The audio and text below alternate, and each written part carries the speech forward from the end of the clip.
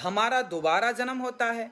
देखिए, मैं आपको कथा में आगे एक चीज और स्पष्ट करता हूं कि जो व्यक्ति अच्छे कर्म करके मरता है, जो बहुत पुण्यशाली व्यक्ति होता है, उसका मोक्ष, जिसे हम मुक्ति कहते हैं, जिसे हम मोक्ष कहते हैं, जिसका मोक्ष हो जाता है, वो फिर जन्म और मृत्यु के चक्कर से छूट जाता है। वो गोलोक धाम चला जाता है, साकेत और बैकुंठ चला जाता है, फिर वो जन्म और मृत्यु के चक्कर से छूट जाता है। ठीक है। अब हमारे जो अपने कर्म है, मैंने आपको कथा में एक चीज और सुनाई है कि जो हमारा सूक्ष्म शरीर है, ये स्थूल शरीर है, एक सूक्ष्म शरीर होता है हम सभी के अंदर, जिसको मैंने कथा में बहुत विस्तार से स्पष्ट किया है। हमारा स्थूल ये 5 तत्वों का शरीर तो मृत हो जाता है, अर्थात मिट्टी का तत्व मिट्टी में, अग्नि तत्व अग्नि में, जल तत्व में, आकाश तत्व आकाश में, 5 तत्व विलीन हो जाते हैं। पर जो सूक्ष्म शरीर होता है, उस सूक्ष्म शरीर के साथ आत्मा जाती है स्वर्ग और नरक, और वहीं अपने कर्मों का फल भोगती है। हाँ, और जब कर्म का फल भोगती है तो फिर हमें मृत्यु लोक में कर्म करने आना। जो लोग स्वर्ग जाते हैं, याद रखिएगा, जो लोग स्वर्ग जाते हैं वो लोग फिर वापस आते हैं, और जो लोग नरक जाते हैं वो लोग फिर वापस आते हैं। परंतु जो लोग मोक्ष को अर्थात गोलोक धाम, साकेत और बैकुंठ को पाते हैं, वो फिर नहीं आते, उनका मोक्ष हो जाता है। वो जब आते हैं तो अपनी इच्छा से, भगवान ने कहा कि जाओ जरा अधर्म बढ़ रहा है, जाओ जरा धर्म का प्रचार करके आओ, तो वही लोग फिर तुलसीदास, कबीरदास, सूरदास, मीराबाई, रैदास भक्त, इनके रूपों में वो आते हैं और धर्म की स्थापना करके चले जाते हैं।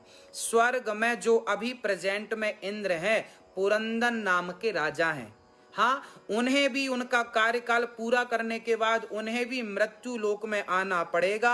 एक सामान्य व्यक्ति मेरी और आपकी तरह बनना पड़ेगा, और उन्हें भी सामान्य मेरे और आपकी तरह कर्म करना पड़ेगा। देखिए, होता क्या है कि मेरे पास 1 लाख रुपए हैं। 1 लाख रुपए यदि मेरे पास हैं, तो जब तक मेरे पास 1 लाख है, मैं एटीएम से निकालता जाऊं निकलता जाएगा।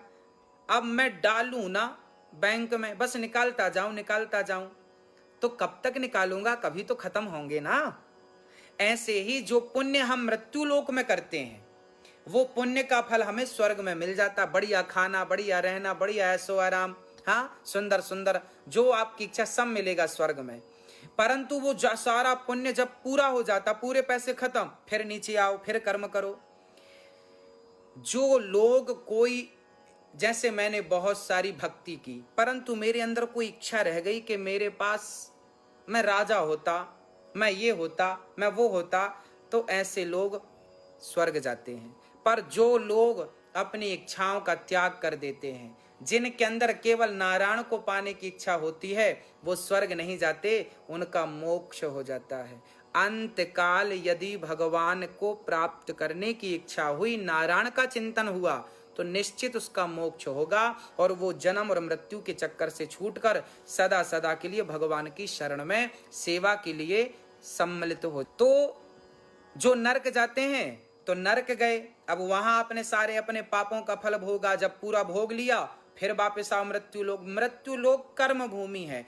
स्वर्ग और नरक के लोग फिर मृत्यु लोक में आते ही आते हैं, पर जो मोक्ष की ओर चले जाते हैं, फिर वो जन्म और मृत्यु के कुचक्र से बच जाते हैं। तो ये आपके प्रश्न को हमने स्पष्ट कर दिया कि आप मनुष्य लोक से, जब मृत्यु लोक से आप स्वर्ग जाते हैं तो अच्छे पुण्य करके जाते हैं, पुण्य खत्म हुए फिर आए।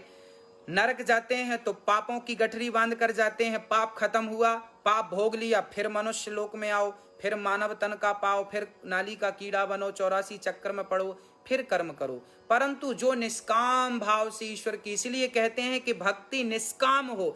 यदि सकाम भक्ति आपने की तो स्वर्ग मिलने के बाद भी नुकसान। स्वर्ग बहुत बड़ी बात नहीं है, स्वर्ग बिल्कुल नॉर्मल चीज है, साधारण सी चीज है स्वर्ग।